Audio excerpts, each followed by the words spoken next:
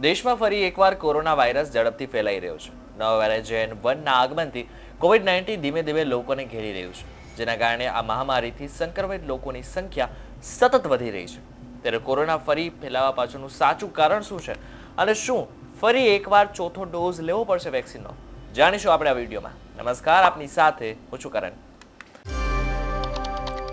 છેલ્લા 24 કલાક દરમિયાન દેશમાં કોરોનાના 600થી વધુ કેસ નોંધાયા છે. હવે દેશમાં સક્રિય કોરોના દર્દીઓની સંખ્યા 3700 કરતાં પણ વધારે છે. ગુજરાતમાં ગઈકાલે જાહેર કરાયેલા આંકડા અનુસાર છેલ્લા 24 કલાકમાં કોરોનાના 12 નવા કેસ નોંધાયા હતા. આ સાથે જ રાજ્યમાં કોરોનાના એક્ટિવ કેસનો આંક વધીને 44 થઈ ગયો છે.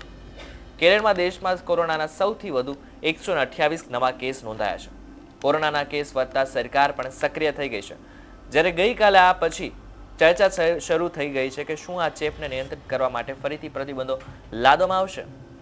સમગ્ર દેશમાં કોરોના વાયરસના ચેપના 628 નવા કેસ નોંધાયા છે, જેમાં મોટાભાગના કેસ કોવિડ-19ના JN1 પ્રકારના છે. તે જ સમયે એક દર્દીનું મૃત્યુ પણ થયું છે. રોગચાળો ફાટી નીકળ્યા બાદથી ચેપગ્રસ્ત મળી આવેલા લોકોની કુલ સંખ્યા 4.5 કરોડ પર પહોંચી છે. કેરળમાં રવિવારે 128 કેસ નોંધાયા હતા. આ પછી કર્ણાટકમાં 96 કેસ નોંધાયા હતા.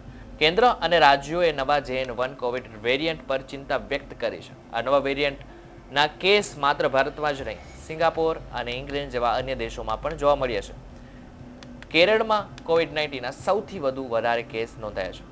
વર્લ્ડ હેલ્થ ઓર્ગેનાઇઝેશન એટલે કે WHO અનુસાર છેલ્લા એક મહિનામાં વિશ્વભરમાં કોરોનાના કેસમાં 52% વધારો થયો છે.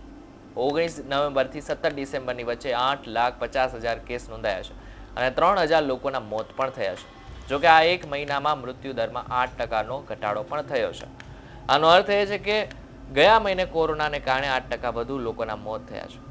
જોકે હજુ કોઈ એવી સંભાવના વ્યક્ત કરવામાં આવી નથી રહી કે આ નવા વેરિયન્ટને લીધે ફરી એકવાર વેક્સિનનો ચોથો ડોઝ લેવો પડે.